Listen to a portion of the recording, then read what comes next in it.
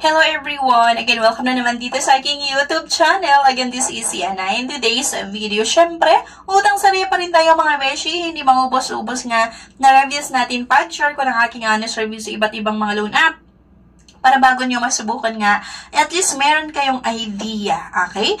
Para ayun, para hindi tayo ma-fall sa iba't ibang trap ng iba't ibang mga loan app na makikita nyo sa Google Play Store. Okay? So, ang loan app na ito mga beshi ay pwede nga daw akong makahiram ng 10,000 pesos at merong 0.5% interest at merong 3 months na payment terms. So, to kaya to.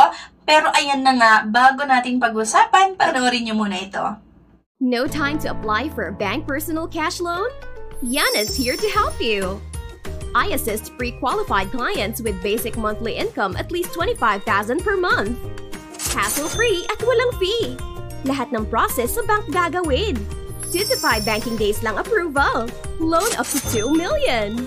Email amawanyana@gmail.com or message my FB page, Yana Insta Review. Note, qualifications may vary subject to the bank's terms and policies. Let's get back to the topic. Balang pag-usapan natin nga ay itong si Surety Cash Fast Loan. Under ito ng Surety Cash Lending Investor. Same with other loan app na bago tayo makapag-apply, kailangan nating mag-input ng ating mobile number at meron nga kayong matatanggap na one-time password or OTP na kailangan nyo lang ma-input dito mga besh. Ay na nga kailangan nyo mag-create ng inyong password. So ito na nga daw, security compliance, disbursement in second, and at lower interest rate. So, i-find out natin yan kung totoo ba talaga na ang loan app na ito ay may lower interest kung kumpara natin sa ibang loan app. At disbursement in second daw, napakabilis daw yung pag-disburse nila ng loan proceeds. Kailangan nating sagutan yung personal information nga like yung marital status, kung ilan na yung anak nyo, yung education, at kung saan kayo nakatira. The next dito ay yung personal information nga at yung emergency contact information na kailangan yung sagutan.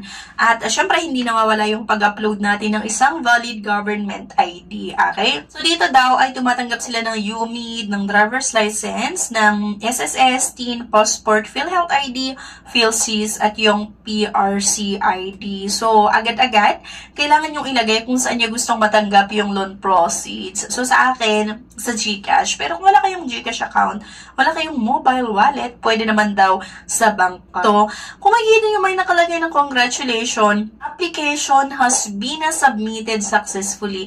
Add 100 points. Successfully completion of the application will have the opportunity to obtain membership. On the start to submit a review, it will take 200 points to level up. Meron silang pakulo na paglalagay nga ng star or review dito sa app nila, and it will take 200 points to level up level 1. Alam nyo na, kung i-check nyo yung app nila at makita nyo yung iba't ibang mga reviews, talagang hindi ko din masabi kung totoo ba or hindi kasi may mga pakulo silang ganito.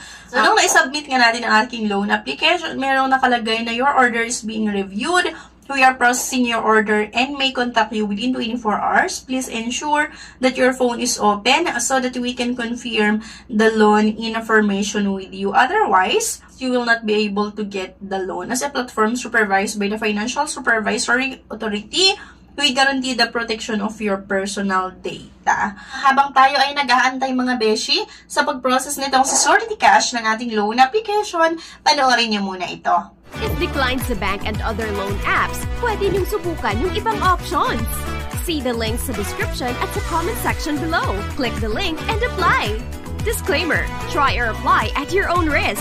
Yun na nga mga beshi, after ilang oras na pag-antay natin. Actually, nag-assist pa ako ng client ng mga gustong mag-bank loan or umutang sa mga bangko. Doon nga sa handle namin na bank na nag-offer ng loan or personal loan. Approve nga daw yung loan application ko ng 3,000 pesos. Kaya lang kasi ang matatanggap mo doon sa 3,000 pesos ay 1,950 pesos lang. Nakaka-disappoint lang kasi same lang na naman siya with other loan app na malaki yung kinakaltas doon sa na-aprubahan na amount. Tapos kung ano yung natitira, yun yung marireceive mo. So, for example nga dito, 3,000 sana yung aprubahan, kaya lang ang matatanggap ay 1,950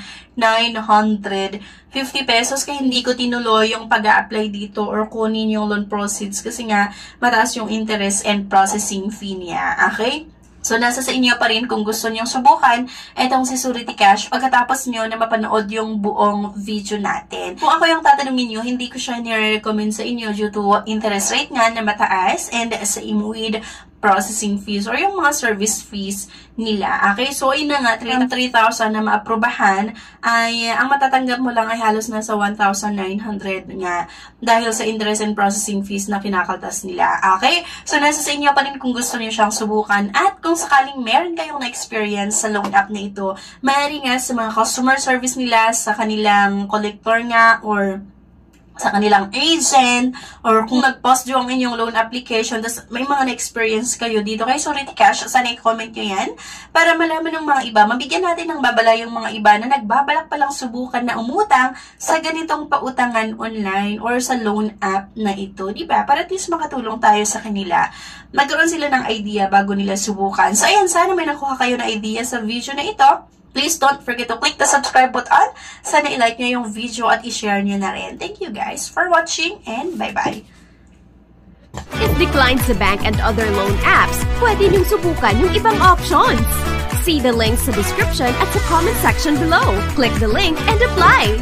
Disclaimer, try or apply at your own risk.